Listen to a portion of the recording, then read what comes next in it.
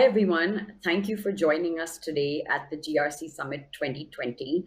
Today, we have with us Erik Pittock from Canada Life, who's going to talk about their journey through MDOS to a new dimension. Erik has been with Canada Life for a while, and he is a senior business systems analyst. He has 11 years of global technology service experience, and he is currently serving as the lead technical analyst with the company's global GRC program. Erik has a great session planned for us today, and he's going to take us through the customer case study from beginning to end. Erik, welcome. Over to you. Great. Thanks, Anya. Okay, welcome everyone. So we'll just look at this first slide here. So thank you for allowing me to present our experience with MDOS. I'm just going to quickly go through what I'd like to cover in today's session. So first of all, we're going to just give a quick overview of the objectives of this presentation, just a quick look at what this presentation will cover, followed by an overview of what our organization looks like for those who are not familiar with our family of companies. Next, I'd like to give a high-level overview of what MDOS is all about. I'm then going to move on to cover what motivated us to look at and eventually implement MDOS. In implementing MDOS, I'll walk through the timeline and the processes we went through during the implementation last year. I'm going to share with you some of the lessons that we learned along the way and some tips and tricks that you might find useful if you're thinking about moving to MDOS for your company. And then finally, there'll be a summary to wrap it all up. First, the objectives of this case study. So first, what I want to do is to share the experience that Great-West Lifeco had implementing MDOS. I want to provide some insight into the analysis that shaped our decisions, review some of the lessons that we learned during our implementation, and offer suggestions for those looking to upgrade to MDOS. I want to stress, though, that this is not intended to be an in-depth discussion of MDOS. MDOS has a lot of exciting features which I recommend investigating by reaching out to MetricStream. The focus of this presentation is going to be on our implementation experience. And as Anya said, I've been with Canada Life for about 23 years now, and I've been on the GRC program now for 4 years. So I'd like to share my experience with MDOS and hopefully give your company some information and advice that you can take away and use if you are looking at going with MDOS.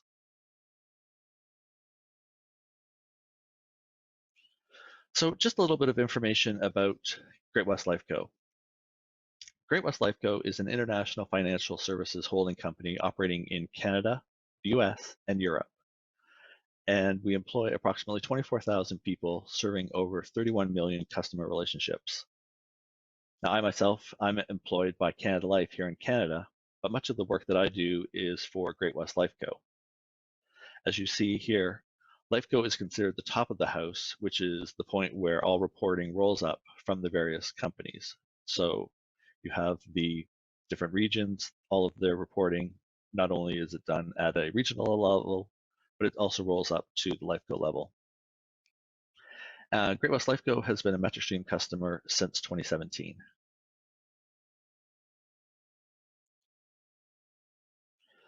So our organization is shown here. The original Great-West Lifeco implementation used the standard single dimension organization structure, or SDOS, to organize our hierarchy.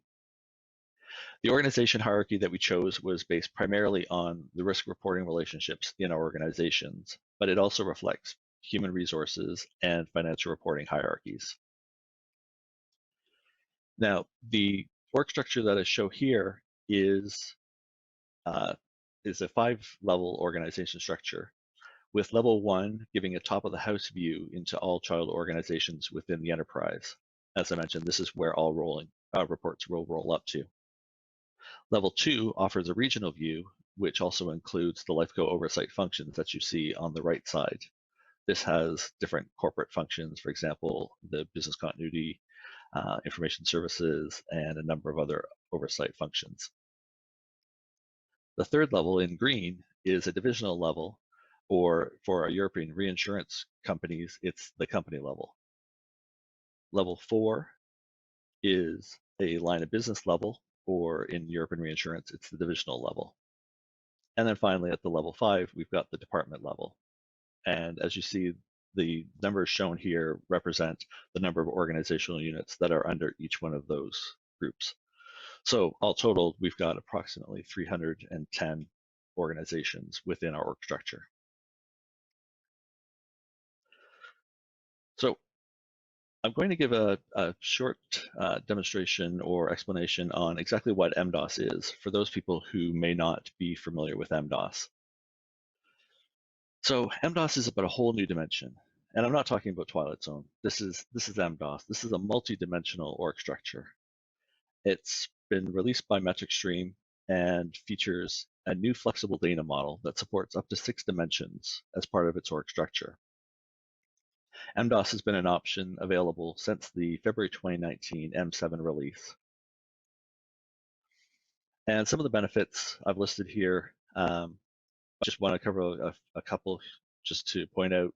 For example, it can eliminate duplication of organizational nodes. So this is done through a rationalization of org units, which I'm going to touch upon later. As well, it features independent dimensions. This is an important point to remember because the dimensions are independent of one another, which I'll explain later. As well, it has a simpler maintenance model compared to the current structure. All these make MDOS an exciting new feature, which I wanted to learn about more as a company and find out how it could benefit our organization. So these next slides are from Metric Stream, and they show the different before and after views of MDOS. So what you're looking at right now is the owner organization screen without MDOS. So most customers who have their SDOS view, the single dimension view, are familiar with this. The owner organization is, you would select that from your list of organizations, and then you would move to your owner field to select the appropriate owner.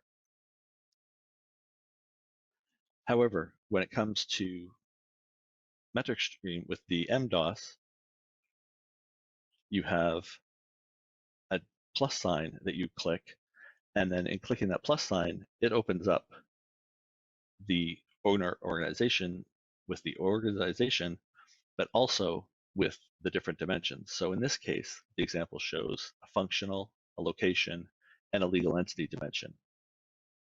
All of these dimensions you could think of as an attribute of the organization. So in this particular instance, this person has selected the LOB insurance organization aligned with a compliance function in the North American location and with the legal entity of Acme Corp United States.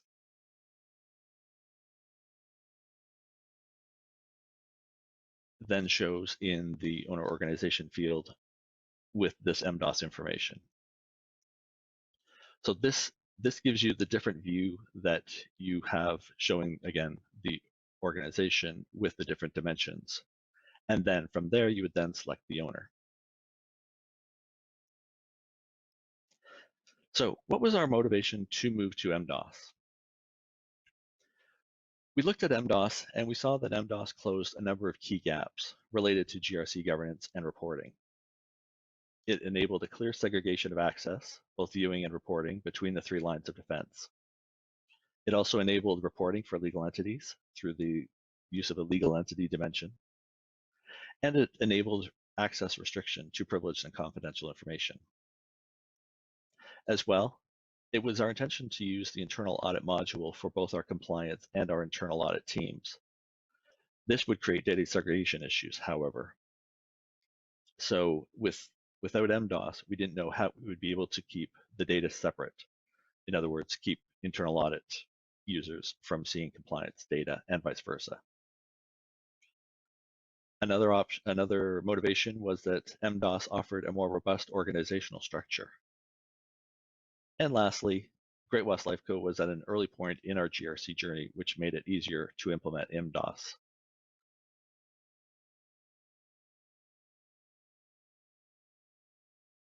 Okay. Now, moving to implementing MDOS.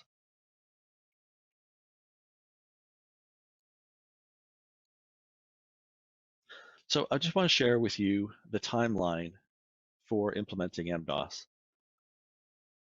So as I mentioned, in February 2019, MDOS was released to their customers. We did a review of the MDOS product between April and June.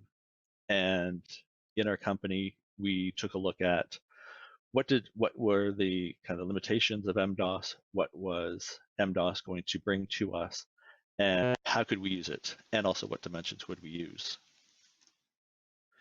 We started some prototyping in our sandbox environment in July. This involved a number of iterations, taking different dimension combinations. We started with the thinking that we might use a certain number of dimensions, and then we prototyped those, did some work with our end users, and identified what their needs were, and made sure that we had a solid design. And about the same time, towards the end of that period in September, MetricStream started with their script development in their QA environment. The script development was around how to migrate the data. So because we had just implemented the policy and document management module, we didn't have a lot of data yet in the system. So there wasn't, thankfully, too much to migrate. However, there was migration of some PDMS policies that were related to organizations, as well as migrating the security model for individuals. So that's where we do this SDOS to MDOS mapping, which you see shown here in September. After that mapping is completed and passed to MetricStream, we conducted a number of training sessions with our end users. This helped get the subject matter experts up to speed on exactly what MDOS was going to change in the system. There are a number of screen changes with respect to reporting, and as I mentioned, the owner organization. And we just wanted to make sure that they were comfortable with those changes so that they would be able to champion those in their respective regions and companies. As well, this allowed them to be trained on the product and made them be able to conduct the user acceptance testing, which happened in October. And again, once that completed in October successfully, we were able to go live, and we went live in November of 2019. And as I note here, this was sandbox prototyping that probably took the most time because we wanted to make sure that we had it right before we upgraded. Future changes to the MDOS configuration are certainly possible, but it will be a lot of work to add or change dimensions. So we wanted to make sure that we took the time to get it right. So in the implementing the MDOS, the key steps in our journey, just given additional information, we had our library working group was tasked with the work of reviewing what MDOS offered to confirm that it would meet our needs and address the current gaps. This library working group was comprised of business and technical resources, the business resources being representing the GRC stakeholders across our organization. And then once this was confirmed and we knew that, yes, MDOS looked like something that would be a benefit for us, we presented a recommendation to senior management to get their approval to proceed. And once we had that, we moved to the initial design, where we did our prototyping, testing different dimensions. At this point, we also looked at redesigning our org hierarchy to optimize the organizational structure. And we settled on a configuration that met our short and medium-term needs. We developed multiple iterations, and then we had a snapshot taken of the production environment. This allowed MSI to start working on developing their data conversion scripts. After that, as I mentioned, I prepared the SDOS to MDOS mapping template.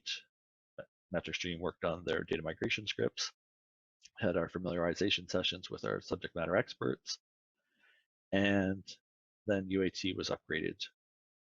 UAT was performed by the subject matter experts, the technical team, and the stakeholders, and we moved to production.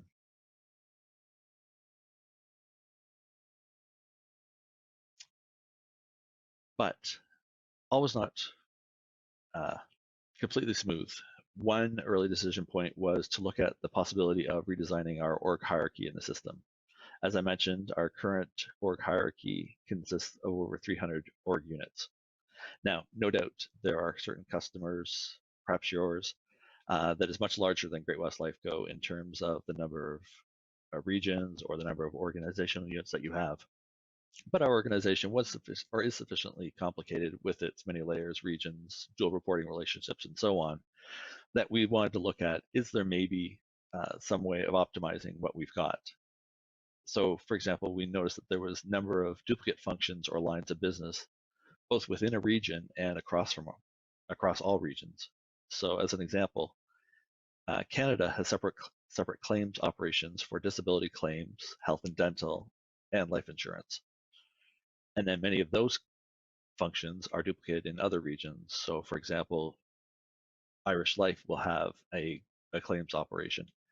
So the number of claims operations across all of our companies, we found that there were many.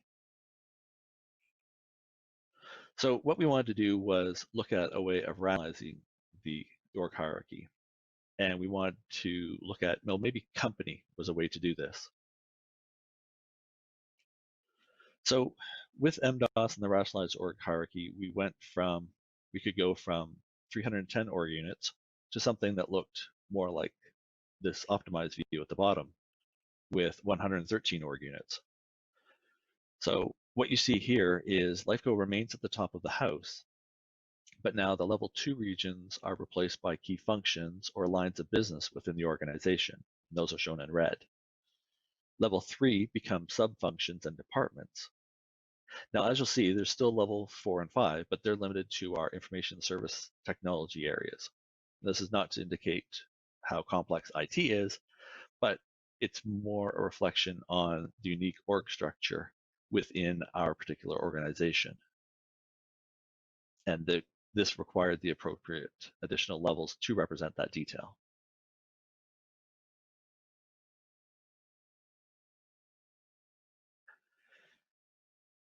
So I'll just give you a quick example using HR. So with HR, we found that each company had its own HR department. Now that means that meant 8 different org units for just one HR. What we thought we could do with company dimension, however, was to introduce a way to consolidate all HR units into a single org called HR under a common corporate functions org unit. And doing so, each company's HR unit would be represented by use of the company dimension. So for example, as shown here in the bottom right, you've got HR as the organization, but then you have the company dimension of Lifeco, Canada Life, etc. And these dimensions or attributes of HR, you still have just the one HR box, which makes the organizational structure much easier to navigate. At least that was the goal. However, reality had other plans. Unfortunately, in the end, the decision was made not to go ahead with consolidating our org hierarchy. This wasn't because of any limitation in MDOS or with the product in any way. The primary obstacle is just that our organization doesn't have a standard naming convention for business units across our enterprise. What one company calls its group division, another company calls its corporate services. And corporate services means many things to many other companies. So there was no common nomenclature for our org units. And because we didn't have this, we couldn't standardize. Having a single name for multiple instances of the same function proved to be confusing. The goal was to simplify the end user experience, not to complicate things. So because of that, we thought this is probably not the right time. As well, there was a concern that redesigning our org hierarchy at the same time that we are upgrading to MDOS, which itself was only a few months after the implementation of our first module, was just too much change all at once. So as much as it was probably the right thing to do. It was just not the right time. So we had to pass on that option. So in choosing the dimensions, there were a number of, as I mentioned, there were a number of rounds of iteration of looking at what was best. So we had discussion, analysis, and review. And as noted, the MDOS dimensions are fully configurable, which meant it was up to us to decide what dimensions we want to use. I'll just take a moment to kind of reiterate that the dimensions don't come pre-populated out of the box. So it's not like you'll sign up and get MDOS and you have a company dimension or a legal entity dimension. What you will have is the ability to add up to 6 dimensions of whatever choosing you want.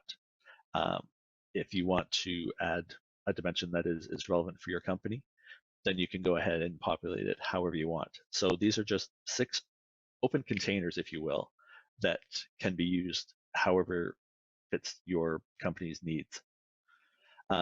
Some suggestions for dimensions included company, which I've already spoken about. You can help rationalize an org structure. It's also helpful with reporting. Legal entity, where you can identify the legal entity to which the org unit belongs, and this would help with regulatory reporting, where you have to report to, report based on your legal entities. Function, now that denotes where the org unit is risk or internal audit or compliance. Location, that could be used to identify the country of an org unit, or possibly even down to the city or even office location. You could use that possibly with business continuity management. Line of defense, we thought we could maybe represent the line of defense, show what is a first line versus second line or third line activity or issue, for example. Restricted, we also gave some thought about, well, do we want to add a restricted dimension where we can use this as a way to restrict privileged information to those individuals who need a higher level of permissions? Or also we thought about language. We've got, as I said, we operate in Europe, and being a bilingual country ourselves, we have a number of French-speaking people as well as German-speaking users of the system. We thought maybe we could use language in some way to indicate the language. At the end of the day, though, we decided to just go with 2 dimensions, and those are, as shown here, the legal entity and function. Legal entity, as I mentioned, we use to identify the legal entity to which the organization unit belongs. This helps to assist with regulatory reporting, where we have to report by legal entity. And function, we currently use this to segregate between internal audit and compliance in order to prepare for those 2 areas sharing the internal audit module. So as mentioned, because we have those 2 units sharing the internal audit module, we wanted to make sure that the data was segregated. And the best way to do this, we found, was through the use of this MDOS capability. Okay, so just a moment to look at some of the lessons learned as part of our implementation. So, as I've noted, MDOS adds functionality, but it does add complexity for both administrators and end users. So it's important to be aware of the changes that MDOS brings to your system. So the first one is that the dimensions are completely separate from one another and from the organization, and there's no system mapping between them. Now this offers flexibility, but it can also be a challenge for users who may not know what to select. So as an example, now selecting the organization does not automatically show the appropriate legal entity. So there's no mapping. So if you select a particular organization, it's not automatically going to say, well, this organization maps to this particular legal entity. The system allows you to choose any legal entity you want. So as a workaround, what we did was we developed a mapping cheat sheet to help users decide what to pick, especially when they're selecting for organizations that might be outside of their usual scope of activities. As well, something else that we learned was that dimensions are not context or module specific. So keep in mind that the same dimensions will be used throughout the application, regardless of module.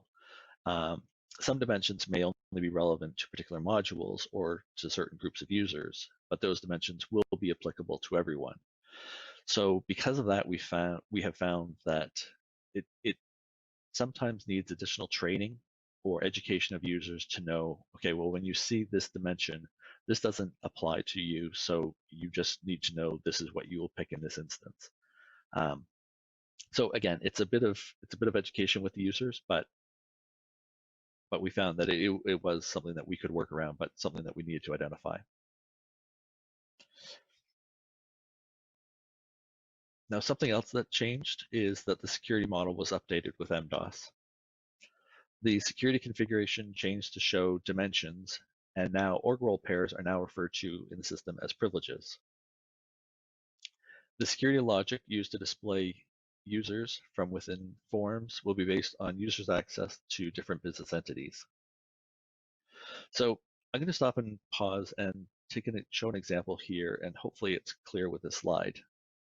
So for users who are familiar with the owner organization field, whether it's the issue owner or loss event owner, you're probably used to the SDOS structure of seeing the organization and then moving to the owner field to select from a list of users.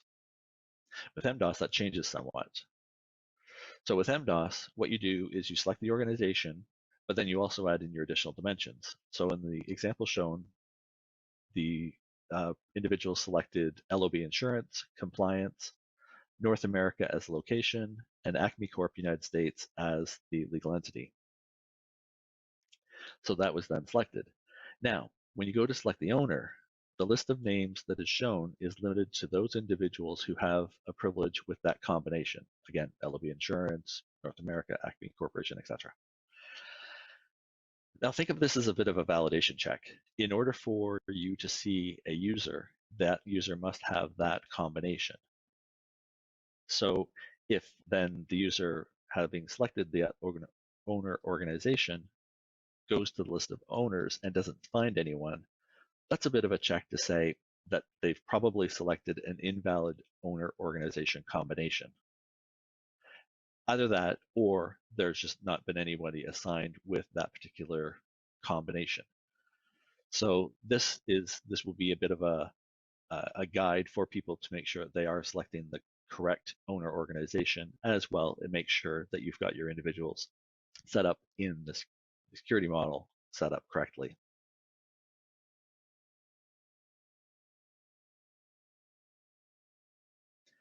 As well, one thing that we also found with the move to MDOS is that many of the reports have changed. Anywhere where you've got the owner organization, you've got additional filtering to allow the ability to filter on the dimensions as well. So now, instead of just being able to focus on what particular owner organization do you want to see, now you can look at any combination. You can say, show me a particular function or location, legal entity. So now you can run reports on a particular legal entity, regardless of the organization, or show me all of the issues that pertain to a particular location or that are associated with a particular function. Show me all of the risk issues. So this offered a lot of flexibility that you just don't get with the SDOS system.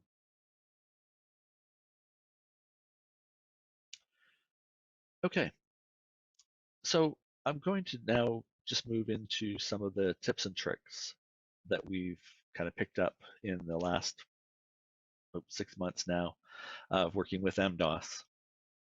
So as I mentioned, MDOS definitely does become more complex, and moving to MDOS is complex depending on how much historical transactional data you have and the amount of data in the libraries.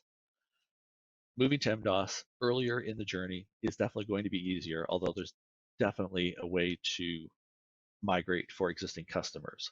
As I mentioned, MetricStream will work to help get the data converted from the SDOS to the MDOS structure. But one thing I would stress is when you start with a solid org hierarchy. If possible, look at using a rationalized org hierarchy just because it's just easier with less organizations to have. Um, I know we would be better to have a smaller number of org units, but again, it doesn't always necessarily work depending on your particular organizational structure. Also, select the dimensions carefully after analysis and by review by different sets of stakeholders. Try and think of the future state, not just down the road. Understand how you'll use those additional dimensions and how they could be used by different groups. But be careful about selecting too many dimensions, because this will add complexity for your end users as well as your administrators. If you think about having all 6 dimensions populated, this is again things that everybody will have to populate every time they go to an owner organization or every time they populate the security permissions for an individual. So that is something that you probably don't want to have more than necessary. So as you move to implement, think as well about how long it's going to take. Take time to get it right. Expect that you're going to do a few iterations of design work.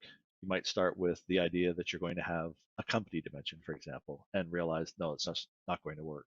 Or you may think, you know what, maybe we could add another dimension that might add benefit or value for another group of users. So for that reason, you want to engage the group of users and get your subject matter experts involved to perform in early development testing.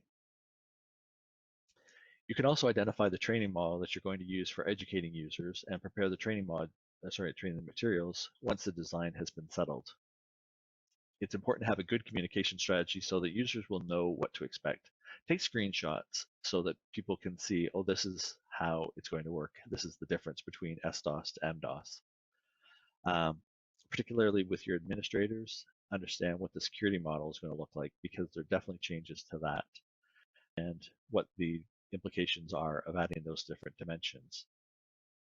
As well, identify any custom reports that you may have built or have had built for you that would need to be modified with MDOS.